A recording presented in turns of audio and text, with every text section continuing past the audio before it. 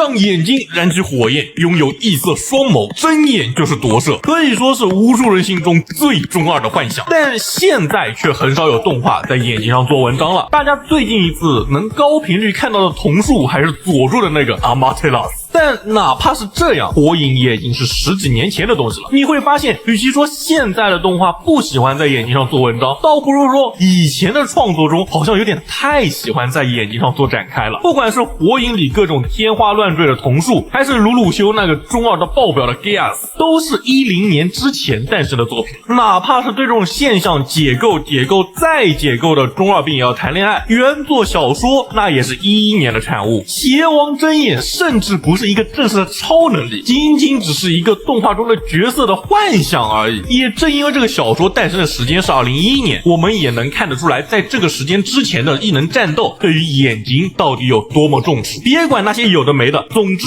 我们先设计个有特殊能力的眼睛吧。而对于眼睛的描写，在以前能有多狂热呢？我这么跟你说，直接有一本叫《灼眼的夏娜》的小说把这个写在了标题里。那你说夏娜真的有用很多眼睛方面的战斗吗？似乎也没有。约战里的狂三更是许多人异色瞳美少女喜好的启蒙老师。你真说这个克克蒂和狂三的眼睛有很大关系吗？似乎好像也许没那么深，但角色设计手还是这么画的。再比如行月世界观中有各种各样的魔眼，都可以把这个当成一个单独的体系。世姐和桂枝的直死之魔眼，只要沿着线切过去就能把事物立刻杀掉。世姐虽然说是说只要是活着的东西，就算是神我也杀给你看，但事实上哪怕不是活着的东西也能干掉。我依稀记得月姬开篇的时候，桂枝是把桌子一类的东西沿着死线给弄坏的。不过这个我的印象就有点模糊了，如果错了还请大伙指出。对于直死之魔眼的描写有多中二呢？埃尔梅罗20事件簿中直接描述到，直